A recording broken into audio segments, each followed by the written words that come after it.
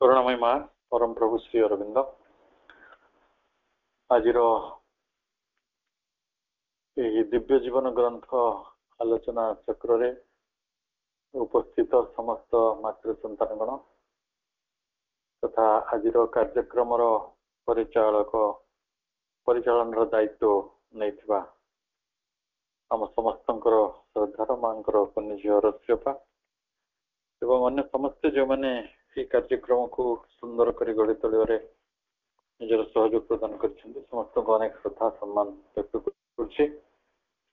करें आज आलोचना मध्य को जीवा आमे गोटे गुरुत्वपूर्ण चैप्टर को पढ़ुले दीर्घ दिन धरी माइंड एंड सुपर माइंड तार शेष भागरे आमे पहुंची आमे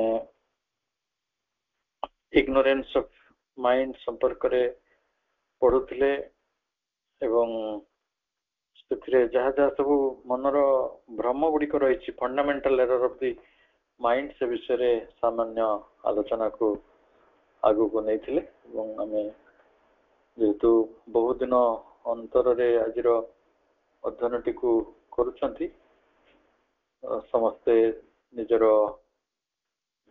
जो टेक्स्ट अच्छी ताको टिके देखि नेबे आम मनर सर्वमूल भ्रांति होची fundamental error of mind fundamental error को हमें कौन कहि परिया हम समस्त जानिछंती जेटा मूल भ्रांति भ्रम से कौन हुए ना is then this fall from self knowledge आत्मज्ञान रु पतित होइबा आत्मज्ञान रु स्खलित होइबा आत्मज्ञान पाखरे न पहुंची परिबा which the individual consists of its individuality आत्मज्ञान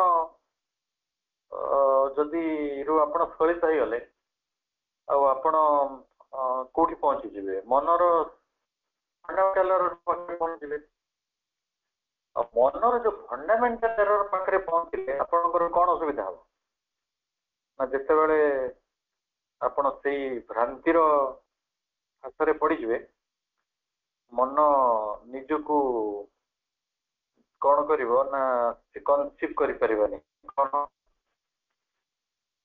soul individual soul consists of its individuality as a separate fact instead of as a form of oneness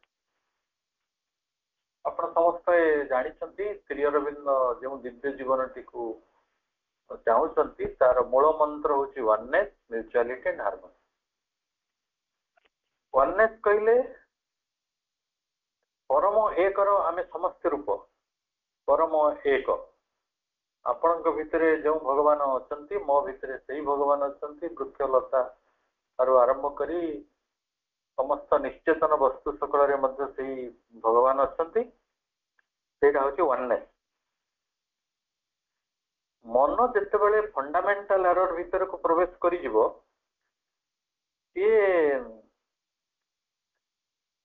कौन कर ना निजर परम एकत्वटा को वननेस टाक तो अनुभव कर निजको गोटे स्वतंत्र अस्तित्व बोली भ्रम कर individual soul consist of its individuality is a separate fact as a separate fact आम सब अलग से जगत रे माने सबू किछि करा जाउछि भगवानंकर बा मांकर जहाँ किछि जगत रे कृपा रही से सब गुड़िक कार्यकारी होउछि मनीष ताको जानी पारने मनीष कहूँ मो तो से कृपाटा है इटा आउ जनक इंडिविजुअल आसी जाऊँ धरतु आपण पड़ोशी कई जने गोटे लटरी पाइबा 5 कोटी आपण राति निद हेनी ताको तो खुशी निद हेनी छाड़ा तार लिमिटेशन दुखरे आपण को निद हेनी कारण सी 5 कोटी पाइला मु तो पाइले किंतु सेमिति भगवान दृष्टि से कौन इंडिविजुअल पाई ना भगवान ही पाई ସେ ଭଗବାନଙ୍କର ଆଉ ଏକ ରୂପ। ମନ କଣ ଏଇଟା ବୁଝିଯିବନି, ମନ କହିବ କି ନା ପଡୋଶୀ ପାଇବା ଯାହା ମୁଁ ପାଇବା ସେଇଆ, ସେମିତି ମନ କେବେ ଭାବି ପାରିବନି। ବହୁତ କମ ଲୋକ ଅଛନ୍ତି ଜଗତରେ ଯୋଉମାନେ ସେପରି ଭାବି ପାରନ୍ତି। ମନେ କରନ୍ତୁ ଆପଣଙ୍କ ପୁଅ ଚାକିରି ପାଇଲାନି, ଆଉ ଜଣଙ୍କର ପୁଅ ଗୋଟେ ବହୁତ ବଡ ଗ୍ରେଡର ଚାକିରି ପାଇଲା, ଆଇଏଏସ୍ ପାଇଗଲା, ତ ଆପଣଙ୍କୁ କେମିତି ଲାଗେ? କାହିଁକି ନା ଆମେ ଭୁଲ କ୍ରମେ ଅନ୍ୟମାନଙ୍କୁ ଆମର ନିଜର ବୋଲି ନ ମଣିକି ଆମେ ତାଙ୍କୁ ସବୁ ଅପର ମଣୁଛୁ। ଏଇଟା ହଉଛି ମନର ଫଣ୍ଡାମେଣ୍ଟାଲ ଏରର।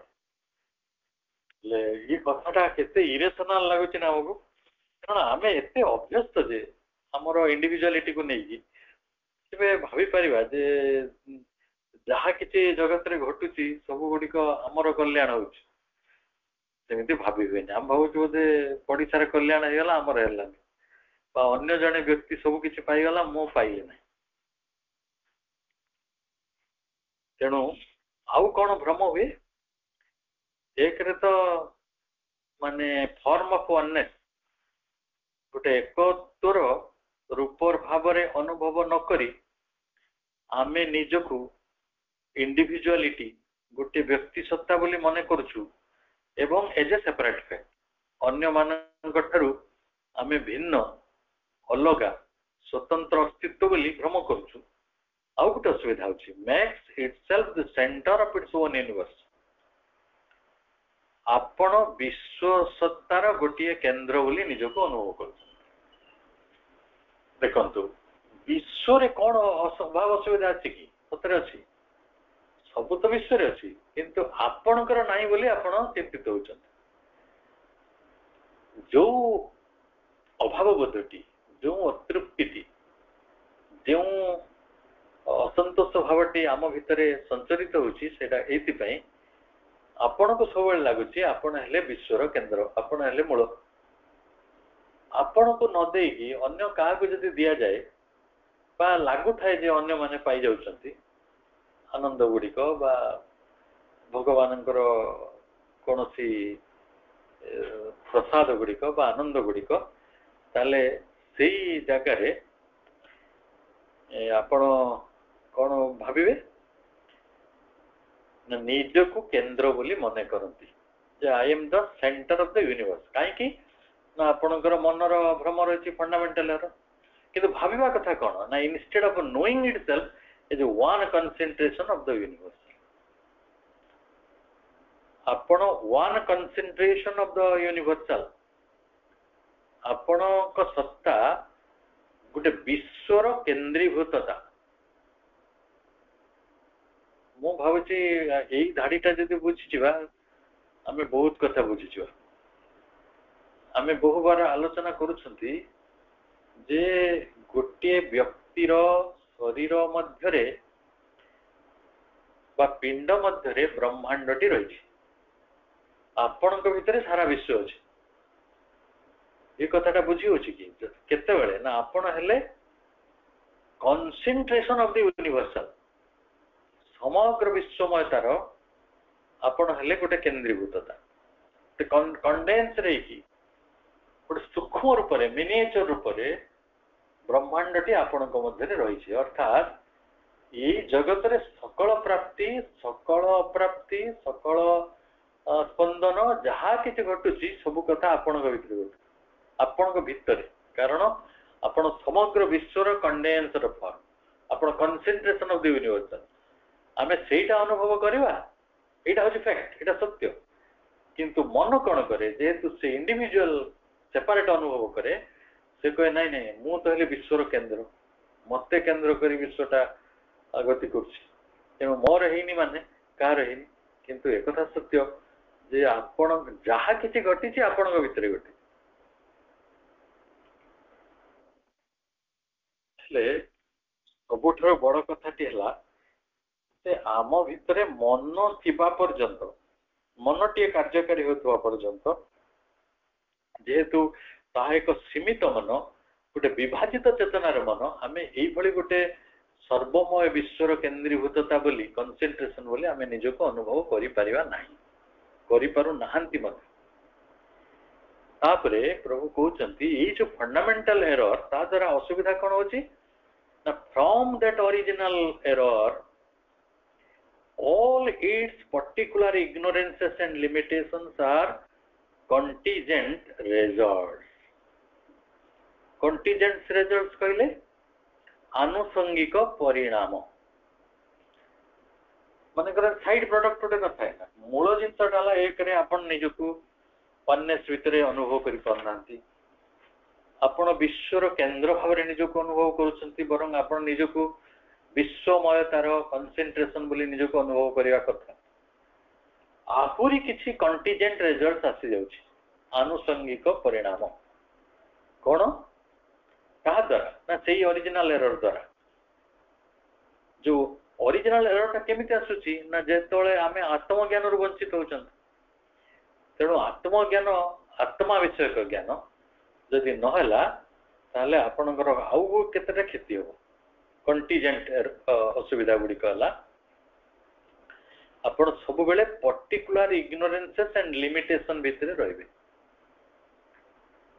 निर्दिष्ट बा विशेष अज्ञानता और सीमिततार परिणाम भितरे रहिबे तेणु आज तारिख रे जदि गोटे व्यक्ति निजको शक्तिहीन मन करुछि सीमित मन करुछि प्रभावहीन मन करुछि गोटे समय दुर्बल मन करुछि तार मूल कारण है से जदि निजको व्यक्ति सत्ता बोली मन न करूथा से जदि वाननेस अनुभव करूथा ताले ताको भितरे ब्रह्मांड रही एवं सेही ब्रह्मांड भितर ईश्वर अछंती ईश्वरंकर सर्व कार्यर से होचंती केवल साक्षी चेतना से सेही भले निजको अनुभव करूथांते किंतु करि पारु ना कारण गोटे फंडामेंटल एरर आम भितरे रही जोटा विशेष अज्ञानता एवं सीमिततार आनुषंगिक परिणाम गुड़िक आम भितरे तैयारी करुछि तापरे आमे कहिबा जे आमे बहुत समय गोटे वस्तु मानकर प्रवाह को आम चारिकड़े आमे देखु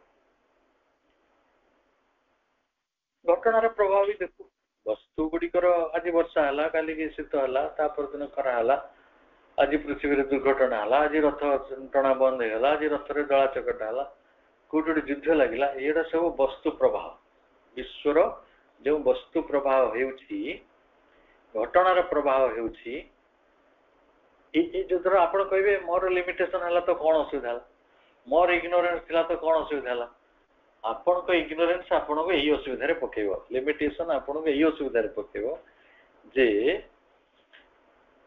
और जो कारण रो viewing the flaws of things only as it blows upon and through itself it makes a limitation of being from which proceeds the limitation of a consciousness and therefore of knowledge and the limitation of a conscious force and will and therefore of a power and the limitation of self enjoyment and therefore of delight बहुत बड़े क्षति है जेमिति जने कहबो आपण को skin रे उठे छोटिया डिजीज हेतो आपण कहे ए काम मोर स्किन ऊपर उठे कोन हेते तर कोन प्रभाव अछि किंतु देखियो सेटा लिवर रो समस्या हेतो सेटा किडनी रो समस्या हेतो कारण जो गुडी को अति इंटरनल डैमेज हे जाए बॉडीटा सी सब स्किन ऊपर को आसी जाते तेणु पृथ्वीर सबुठार सांघातिक रोग हो स्किन डिजीज तार कारण है जो स्किन टा आपण को गोटे इंडेक्स दोछि सही बड़ी आपण को पाखरे जो सीमितता जो अज्ञानता सेटा गोटे सीरियस डिजीज से सीरियस रोगटे से गोटे बहुत प्रकार असुविधा तैयारी करे कौन हुए आपण को चेतनाटी सीमित हो जाए आपणकर ज्ञानटी सीमित हो जाए आपणकर चित्त शक्ति कॉन्शियस फोर्स सीमित हो जाए आपणकर विल संकल्प सीमित हो जाए एवं आपणकर जेतेबेले ये गुड़िक सब संकुचित हो जिवो काईकि कहले आपण जो घटनार प्रवाहटा को बुझी परिबेनी जेहेतु आत्मज्ञान आपण वंचित होइछंती ଆତ୍ମଜ୍ଞାନରୁ ବଞ୍ଚିତ ହେବା ପରେ ଆପଣଙ୍କ ଭିତରେ ଗୋଟେ ବଡ ସ୍ଖଳନ ଘଟିଛି। ସେ ସ୍ଖଳନ ଆପଣଙ୍କ ଜୀବନରେ ଫଣ୍ଡାମେଣ୍ଟାଲ ଏରର ଗୁଡିକୁ ନେଇ ଆସିଛି। ଫଣ୍ଡାମେଣ୍ଟାଲ ଏରର ଆସିବା ଫଳରେ ଆପଣ ୱାନନେସ ରୁ ବଞ୍ଚିତ ହେଇଛନ୍ତି ଏବଂ ଆପଣ ଗୋଟିଏ ଇଣ୍ଡିଭିଜୁଆଲିଟି ଭାବରେ ସେପାରେଟ ଅନୁଭବ କରୁଛନ୍ତି। ଆପଣ ବିଶ୍ୱର କେନ୍ଦ୍ର ଭାବରେ ନିଜକୁ ଅନୁଭବ କରୁଛନ୍ତି। ଆପଣ ବିଶ୍ୱର ସମଗ୍ର ବିଶ୍ୱମୟତାର ଆପଣ ହଉଛନ୍ତି ଗୋଟେ କନସେନ୍ଟ୍ରେସନ, ସେ କଥାଟି ଅନୁଭବ କରିପାରୁନାହାନ୍ତି। ଏଇଭଳି ଅଜ୍ଞାନତାଟି ଆସିଯାଇଛି ଏବଂ ସୀମିତତାଟି ଆସିଯାଇଛି ଗୋଟେ କଣ୍ଟିଜେଣ୍ଟ ଏରର ଭାବରେ। ଏବଂ ଆପଣ ସେଥିପାଇଁ ଯୋଉ ଘଟଣା ପ୍ରବାହ ରହିଛି ପୃଥିବୀର, ଆପଣ ଭାବନ୍ତି ସବୁଗୁଡ଼ିକ ଫ୍ଲୋଜ ଓପନ ଆଣ୍ଡ ଥ୍ରୋ ଇଟସେଲ୍ଫ, ମୋ ଭିତର ଦେଇ ଘଟୁଛି, ମୋ ପାଇଁ ଘଟୁଛି। ଯଦି ଗୋଟେ ବ୍ୟକ୍ତିକୁ ପଚାରିବେ ବାବୁ ଏ ଦୁଃଖ ସବୁ ଯାହା ଅଛି ଜଗତରେ ଏଗୁଡ଼ା ସବୁ କାହାର, ସେ ନିଃସନ୍ଦେହରେ କହିବ ମୋର, ମୋ ଯୋଗୁଁ ଦୁଃଖ ଗୁଡା ଘଟୁଛି। ଆରେ ଭାଇ ଦୁଃଖଟା କାହାର ନୁହେଁ। ଦୁଃଖ କଣ ତମ ଘରେ ଖାଲି ଦୁଃଖ ଗୁଡାକ ଅଛି, ଅନ୍ୟମାନଙ୍କ ପାଖରେ ନାହିଁ? ଦେଖନ୍ତୁ, ଯଦି ଗୋଟେ ଗଛଟେ ବି ପାଣି ନ ପାଇକି ଝାଉଁଳି ପଡୁଛି ସେଇଟା ବି ତାର ଦୁଃଖ।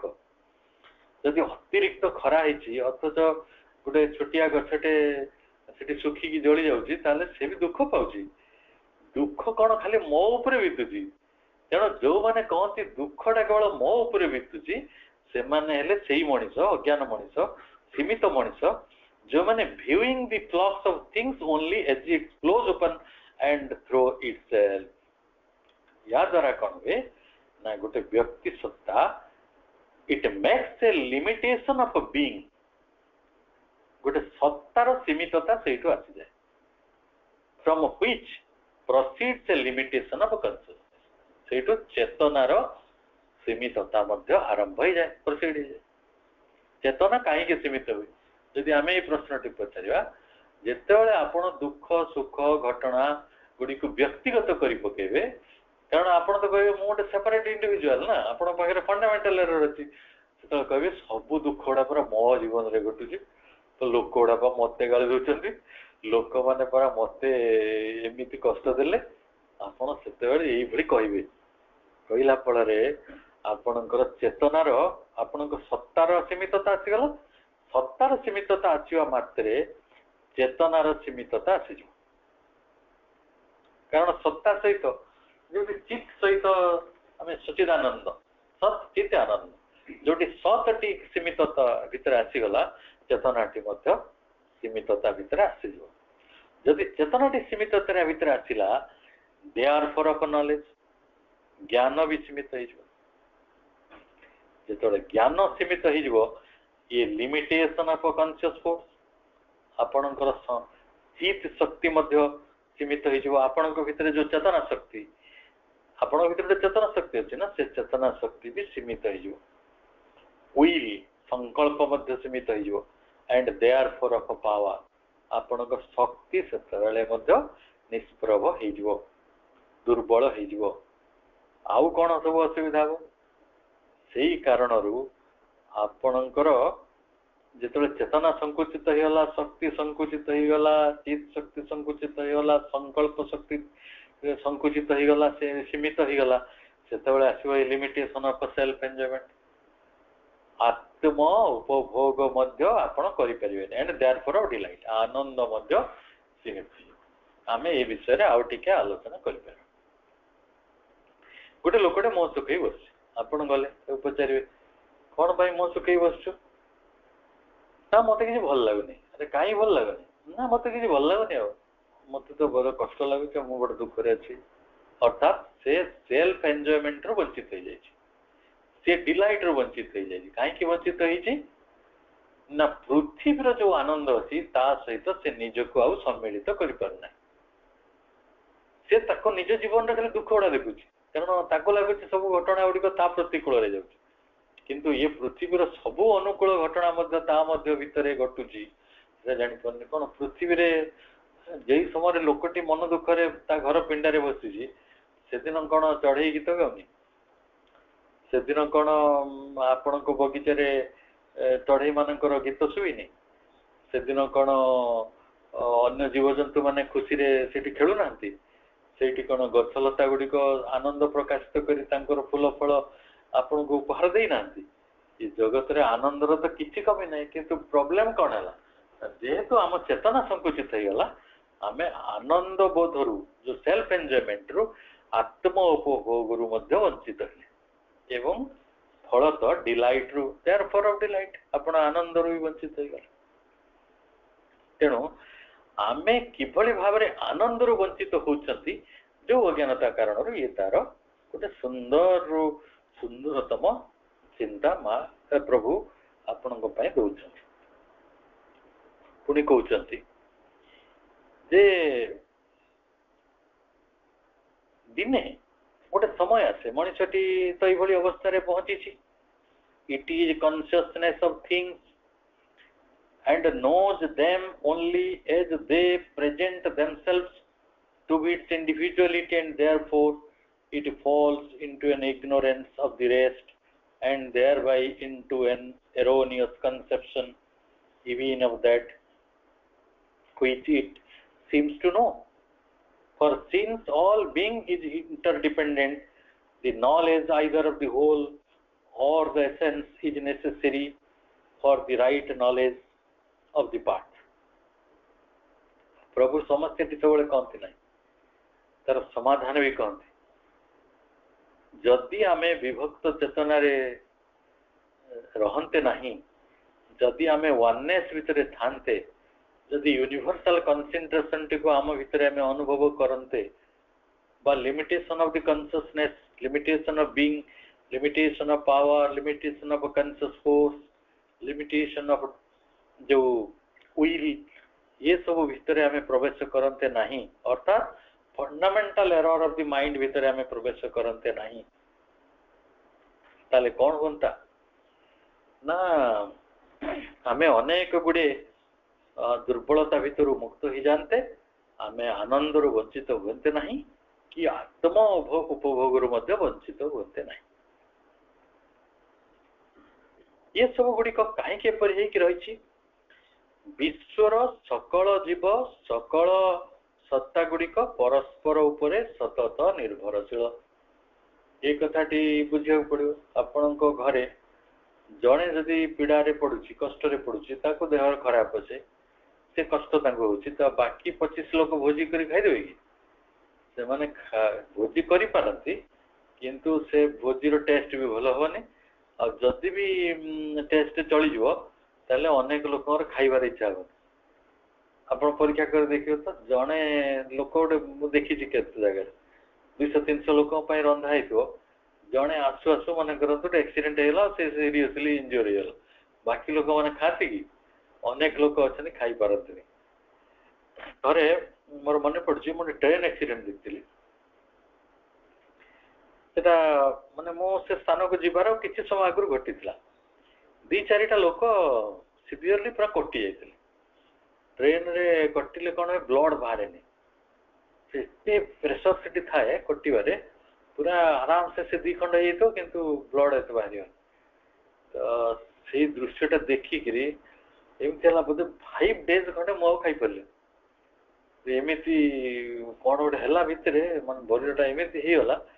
तेणु आपण भावतु ना जे अन्य मान जी मरीगले से मोर कई नुहति, गोटे अलग मनीष हो पारती, क्या घरे कांद उबाड़ी पड़ो, किंतु आमे कहीं व्यवहार करूँ, आमे भल भाव बुझी नवा उचित जे जेते विश्वर जो सकल जीव रही आमे समस्त सहित interdependent, all being is interdependent.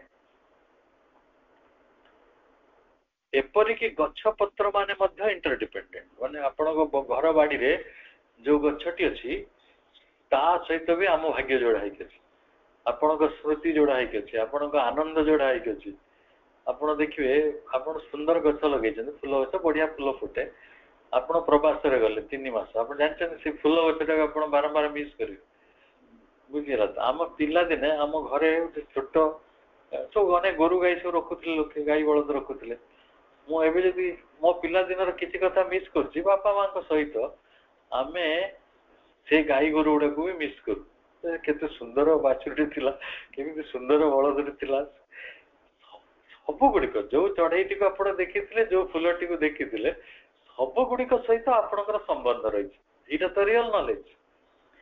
ତେଣୁ ବିଶ୍ୱର ସକଳ ଜୀବ ସହିତ, ସକଳ ସତ୍ତା ସହିତ ଆମର ସମ୍ବନ୍ଧ ରହିଛି। ଏଗୁଡିକ ନିର୍ଭରଶୀଳ ଅଟନ୍ତି।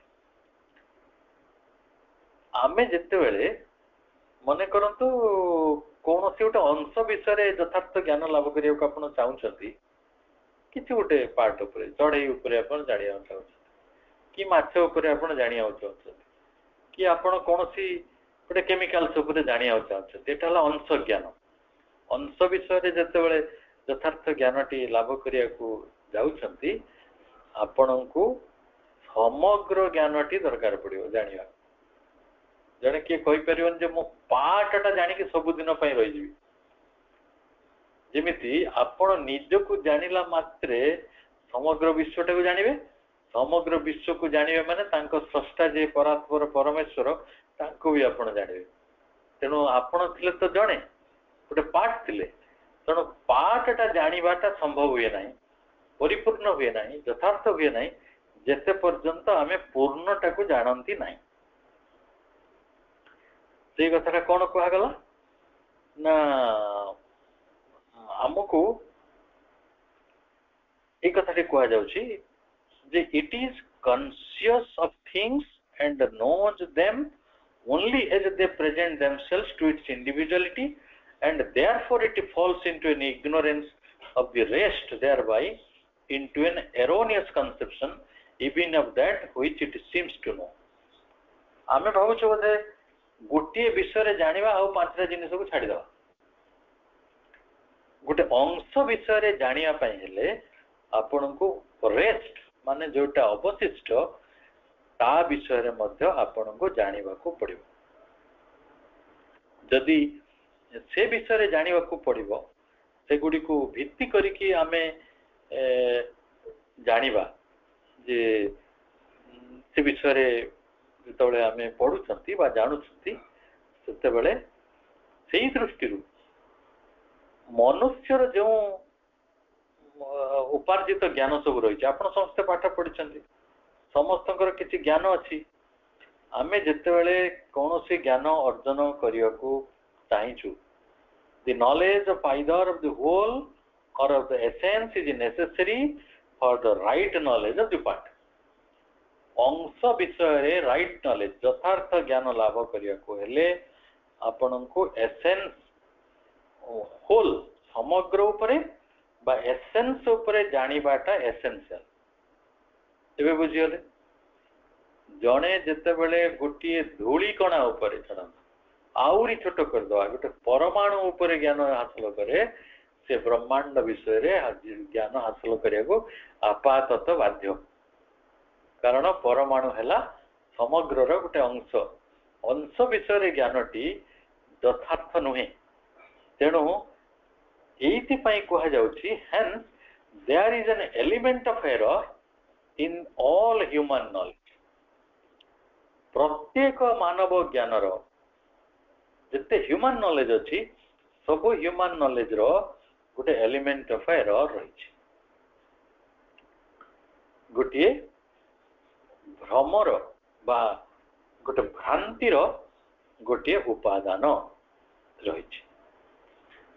ଆମେ ହ୍ୟୁମାନ ନଲେଜ ମାନେ ତ ବୁଝିପାରୁଛନ୍ତି, ହ୍ୟୁମାନ ନଲେଜଟା ମାନେ କଣ? ମାଇଣ୍ଡ ଦ୍ୱାରା ଆକ୍ୱାର କରାଯାଇଥିବା ଜ୍ଞାନ। ଆଉ ମାଇଣ୍ଡରେ ଯୋଉଟା ଆପଣ ଆକ୍ୱାର କରୁଛନ୍ତି, ସେଟା ତ ପୂର୍ଣ୍ଣ ଜ୍ଞାନ ନୁହେଁ। ତେଣୁ ଯେହେତୁ ଏଟା ପୂର୍ଣ୍ଣ ଜ୍ଞାନ ନୁହେଁ, ତେଣୁ ସ୍ୱାଭାବିକ ଭାବରେ ସେଠି ଏରର ରହିବ। ଆଚ୍ଛା, ଯଦି ସେପରି ହେଲା, ଆପଣ ମଣିଷ ଦ୍ୱାରା ଉପାର୍ଜିତ ହୋଇଥିବା ସବୁ ଜ୍ଞାନ ଭିତରେ ଯଦି ଭ୍ରାନ୍ତିର ଗୋଟେ ଉପାଦାନ ରହିଛି, ତାହେଲେ କାହିଁକି ରହିଛି? ଅବଶିଷ୍ଟାଂଶ ସମ୍ବନ୍ଧରେ ଆମେ ଯେତେବେଳେ ଅଜ୍ଞ ରହୁଛନ୍ତି, our will ignorant of the rest of all will, ଆମ ପାଖରେ ଗୋଟେ ସଂକଳ୍ପ ରହିଛି, ସେ ସଂକଳ୍ପଟା ଅଲ୍ ୱିଲ୍ ସମ୍ପର୍କରେ ଜାଣେ ନାହିଁ।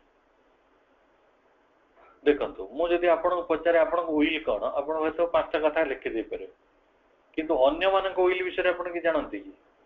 ମାଙ୍କର ୱିଲ୍ ବିଷୟରେ କି ଜାଣନ୍ତି କି? ଶ୍ରୀ ଅରବିନ୍ଦଙ୍କ ୱିଲ୍ ସମ୍ପର୍କ କି ଜାଣନ୍ତି କି? ମୁଁ ଯଦି କହିବି ଅଲ୍ ୱିଲ୍, ସର୍ବ ଇଚ୍ଛା ସମ୍ପର୍କରେ, ସର୍ବ ସଂକଳ୍ପ ସମ୍ପର୍କରେ ମୁଁ ଅଜ୍ଞ ରହିଛି, ତାହେଲେ ମୁଁ କେବଳ ମୋ ନିଜ ୱିଲ୍ ଟି ଜାଣେ, ମୋ ଅଲ୍ ୱିଲ୍ ବିଷୟରେ ଜାଣେ ନାହିଁ, ଏଇଟା କଣ ହବ? ଆପଣଙ୍କୁ must fall into error of the working, କର୍ମ କ୍ଷେତ୍ରରେ ଆପଣ ପ୍ରମାଦ ଭିତରେ ପଡ଼ିଲେ। ତ ସରଳ ଉଦାହରଣ ନବା କି, ଧରନ୍ତୁ ଆପଣଙ୍କ ଘରେ 5 ଜଣ ଅଛନ୍ତି, 5 ଜଣ ଲୋକ ନାହାନ୍ତି, ଘରେ ନାହାନ୍ତି, 4 ଜଣ ନାହାନ୍ତି, ଆପଣ ଏକୁଟିଆ ଅଛନ୍ତି। ଆପଣ ରୋଷେଇ ମନେ କରନ୍ତୁ ଘରେ କରନ୍ତି, ଆପଣ ମା କି ଯାହା ବି ଯିଏ ବି ହେଇଥାନ୍ତି, ଆପଣ ମନେ କରନ୍ତୁ ରୋଷେଇବାସ କରନ୍ତି, ଆପଣ ଗୋଟେ ମନରୁ ଭାବିକି ରୋଷେଇ କରି ପକେଇଲେ ନିଜ ୱିଲ୍‌ରୁ। ସେ 4 ଜଣ ଯେତେବେଳେ ଘରକୁ ଫେରି ଆସିବେ, ସେ କହିବେ ଆରେ ମୁଁ ତ ଏଇଟା ଖାଇଥାନ୍ତି, ତମେ କଣ ଏଇଟା ରାନ୍ଧିଛ? କାରଣ ଆମେ ଅନ୍ୟମାନଙ୍କ ୱିଲ୍ ବିଷୟରେ ଜାଣନ୍ତି ନାହିଁ। ତାପରେ କଣ ହୁଏ, ଯୋଉ ଲୋକଟି ସେ କାମ କରିଥିବ, ସେ କେତେ ଆଗ୍ରହରେ କରିଥିବ, କେତେ କଷ୍ଟରେ ବି କରିଥିବ, ଯେହେତୁ ଅନ୍ୟମାନେ ସେଇ ଖାଦ୍ୟଟା ଖାଇବାକୁ ଇଚ୍ଛା କରୁନାହାନ୍ତି, ଅଲ୍ ୱିଲ୍ ସେ ଜାଣି ନାହିଁ, ଆମେ ପ୍ରମାଦ ଭିତରେ ପଡୁ କି ନାହିଁ? Must fall into error of the working, greater or less degree of incapacity and importance. ସେତେବେଳେ ଆପଣଙ୍କୁ ଲାଗେ ଆପଣ ଅଳ୍ପ ବହୁତ ଅସାମର୍ଥ୍ୟ ଭିତରେ ପ୍ରବେଶ କରୁଛନ୍ତି।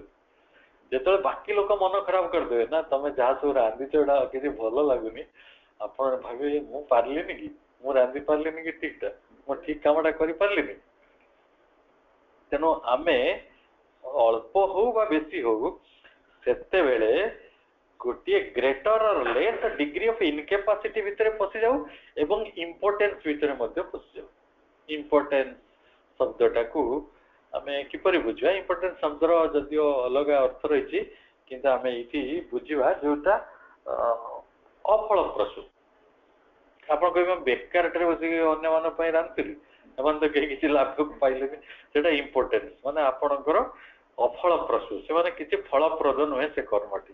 ତେଣୁ ଆମ କର୍ମ ଗୁଡ଼ିକ ଗୋଟେ ଇନକାପାସିଟି ଭିତରେ ପ୍ରବେଶ କରିବା ବା ଇମ୍ପୋର୍ଟାନ୍ସ ଗୁଡ଼ିକ ଭିତରେ ପ୍ରବେଶ କରିବାର କାରଣ ହଉଛି ଏହା ଯେ ଆମ ୱିଲ୍‌ଟା ସିନା ଆମେ ଜାଣିଛୁ, ଆମେ ଅଲ୍ ୱିଲ୍‌ଟାକୁ ଜାଣନ୍ତି ନାହିଁ।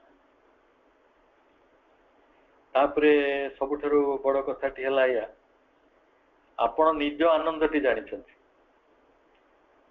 କିନ୍ତୁ ଆପଣ ଅନ୍ୟମାନଙ୍କ ଆନନ୍ଦ ଜାଣିଛନ୍ତି କି? ଯଦି ଅନ୍ୟମାନଙ୍କ ଆନନ୍ଦ ଜାଣିନାହାନ୍ତି, ତାହେଲେ ଆପଣ କଣ କରନ୍ତି ନା ଇଗ୍ନୋରିଂ ଅଲ୍ ବ୍ଲିସ୍, ଅନ୍ୟମାନଙ୍କର ଆନନ୍ଦଟାକୁ ଆପଣ ଇଗ୍ନୋର କରିଦିଅନ୍ତି, ତାକୁ ସ୍ୱୀକାର କରନ୍ତିନି ବା ଆପଣ ସେ ବିଷୟରେ ନିଷ୍ଠୁର ରହନ୍ତି, ଆଖି ବୁଜି ଦିଅନ୍ତି। ଯେତେବେଳେ ଆପଣ ସୋଲ୍ସର ସେଲ୍ଫ ଡିଲାଇଟ୍ ଜାଣନ୍ତି ବା ଡିଲାଇଟ୍ ଅଫ୍ ଥିଙ୍ଗସ୍ ଗୁଡ଼ିକୁ ଜାଣୁଛନ୍ତି, ଆଚ୍ଛା ଦେଖନ୍ତୁ ଏ କଥାଟା କାହିଁକି କୁହାଯାଉଛି? ଏଇ କଥା ଏଇଥିପାଇଁ କୁହାଯାଉଛି ଯେ କାହିଁକି ଯେ ଅଂଶ ଜ୍ଞାନଟି ଯଥେଷ୍ଟ ନୁହେଁ, ଆପଣଙ୍କୁ ସମ୍ପୂର୍ଣ୍ଣ ଜ୍ଞାନଟି ଦରକାର ପଡୁଛି। କାରଣ ସମ୍ପୂର୍ଣ୍ଣ ଜ୍ଞାନ ନହେଲେ ଏଇ କର୍ମ ଗୁଡ଼ିକ ବିଫଳ ହେବ, ଇନକାପାସିଟି ଭିତରେ ଯିବ, ଯୋଉ ଇମ୍ପୋର୍ଟାନ୍ସ ଭିତରକୁ ଯିବ। କାହିଁକି ଯିବ?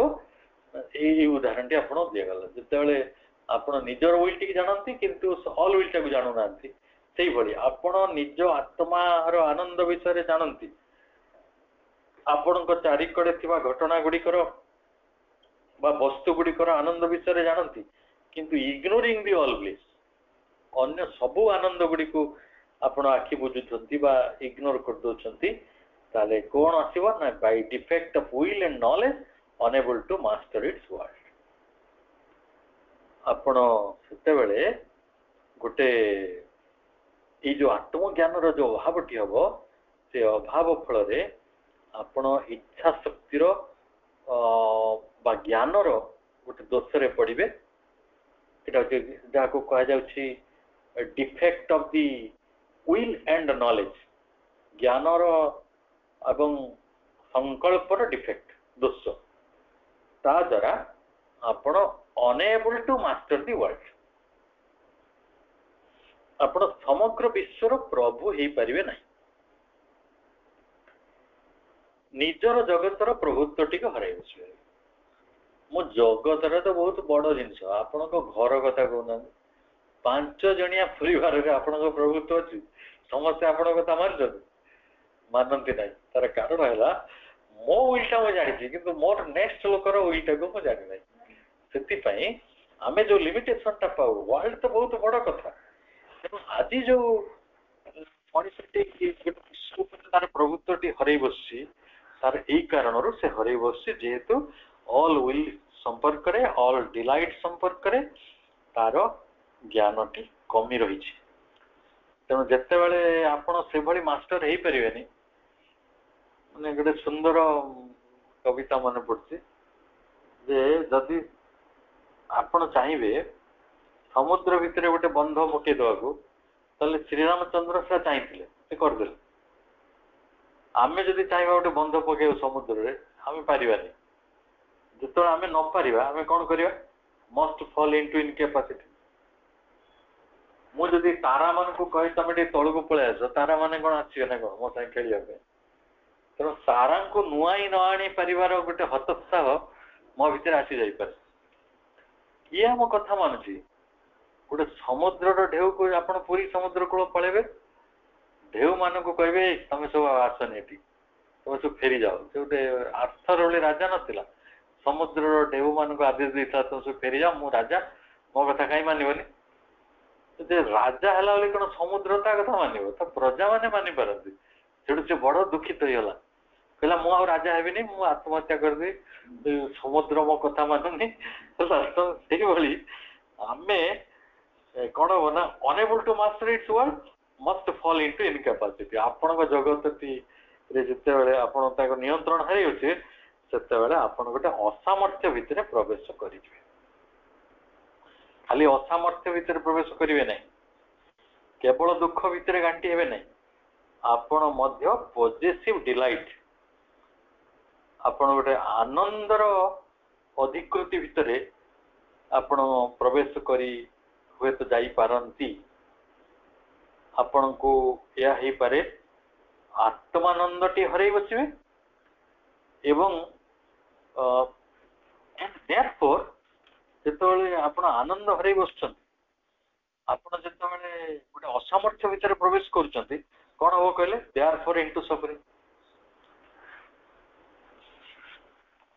गोटे छोटिया कथा गोटे क्लास रे गोटे टीचर होइछन आपण से क्लास रे कौन से पिला आपण कथा मानना ताले आपण कोन हो कैपेसिटी भितर अछंती आपणकर से छोटिया एरिया टाको छोटिया पृथ्वी टाको आपण नियंत्रण करि पारनांती सेते बेले आपण सफरिंग भितर को जाउछन self ignorance is therefore the root of all perversity आज गोटे कथा आसला जने पचारथिले जे आम दुनिया रे ते सफरिंग एते दुर्भाग्य एते मृत्यु एगुड़िक रही अथच आमे तारी भितर जीवन टे किपरि बंची जाउछु कहीं आमे तो बेसी किसी हतोत्साहित होना हैरान होना बा आमे किसी बेसी मृत्यु अच्छी बोली कौन आमे नेगेटिव हो जाउछु कि जेमिति राजा युधिष्ठिर धर्म देवता को कहिथिले जे मनीष सबुदिन मृत्यु देखुछि किंतु निजर मृत्यु हो बोली से भाभी पारनी के भाभी पारिबने एटा होची पृथ्वीर गोटे सबुठारु आश्चर्यतम कथा एको कहिबा गोटे प्रकार परवर्सिटी ऑफ आवर एक्जिस्टेंस आम अस्तित्वर एक विकृति कारण आमे आनंद पाउ नांती आमे सीमित हो पड़िछंती आमे अज्ञानता मध्य प्रवेश कर सारी आम भितर जंत्रणा बढ़ी जाइए एको आम कौन कहीपर आम अस्तित्वर परवर्सिटी तेणु यही अस्तित्वर जो परवर्सिटीटा विकृति आसूची कौटू ना सेल्फ इग्नोरेंस हूँ रूट आत्म अज्ञानता हूँ यार मूल तापरे आपण एक कथा कहि परिबे and that perversity stands fortified in the self limitation आपण को पाखरे विकृति आसीगला आत्म अज्ञानता कारण सेल्फ इग्नोरेंस कारण से परवर्सिटी स्टैंड्स फोर्टिफाइड ए विकृतिटा आपण को भितरे दृढ़ हो जिवो फोर्टिफाइड कोठी पहुंचो इन द सेल्फ लिमिटेशन आत्म संकोचन रे परिणत ଏଇ ଜଗତର हजार हजार लोक कोटि कोटि लोक सेही भली सेल्फ लिमिटेशन भितर अछंती आत्म प्रसारण भितर नांती से निज कथा भावुचंती सेल्फ सेंटर्ड हो जाउछन सेल्फ सेंटर्ड हो इगो भितर को चली जावा आपन को ए जो पैराग्राफ टा में पढिले माइंड एंड सुपर माइंड रो लास्ट दुईटा चैप्टर दुईटी पैराग्राफ में पढुचंती ई लास्ट रो पूर्वटा एटा सेतिरे या कहि परिवो जे आम इगोइज्म टा आसे कोड अहंकार केमिति जन्म होई अहंकार एठु जन्म होई आपण सेल्फ लिमिटेशन भितर चलियो आत्म सीमितता भितर को प्रवेश कले तो इगोइज्म सेटार अन्य ना होछि आत्म गर्व अहंकार which in the form taken by the self ignorance सेते बेले सेटा अहंकार रूप नै जो अहंकार रूप ग्रहण करिवो किंतु सेटा प्रकृत रे कोन सेल्फ इग्नोरेंस आत्म अज्ञानता जेते बेले आत्म ज्ञान आसीबो आपण देखिबारे एई जो इंडिविजुअल टर सीमा रेखाटा तो मु टाणीची एटा कोन ठीक एटा गोटे भूल सीमा रेखा तेणु से दिन आपण निजे सीमा रेखाटी को भांगी देबे अहंकार रो मुक्त हो जाई परिबे सेल्फ लिमिटेशन रो मुक्त हो जाई परिबे से परभर्सिटी भितर मुक्त हो जाई परिबे एवं आपण जीवन को आनंद आसीबो आपण जीवन रो सामर्थ्य गुडी को चली जीवो जो प्रभुत्वहीनता आपण पाखरे रही से गुडी को चली जीवो तेणु एते जे कौन परिवर्तन आपण भितर घटी न जीवो जदि आमे सेही अहंकार टी को निजे भितर छाड़ी दउ मो निजर दुख मो निजर आनंद ता पछरे बेसी पड़ंतु ना कारण आनंद टी यूनिवर्सल दुख मध्य यूनिवर्सल आपण निजे यूनिवर्सल एमिति गोटे व्यक्तिगत गोटे इंडिविजुअल बोली प्रकृत रे किछि नाही एटा गोटे परभर्सिटी एटा गोटे आत्म अज्ञानतार परिणति एटा गोटे विकृति प्रभु श्री अरविंदंकर महान कृपा बल आमे आज अहंकार जन्म आत्म प्रसीमन आत्म अज्ञानता निजर जो सीमित भाव आम सफरिंग रो कारण ये सब गुड़िक एका संगे पढ़ार गोटे सुजोग पाइले निकट असीम कृतज्ञता ज्ञापन करवा मां निकट असीम कृतज्ञता ज्ञापन करवा आपण मानक समस्त को अनेक अनेक शुभेच्छा शुभ संध्या वंदे मातरम।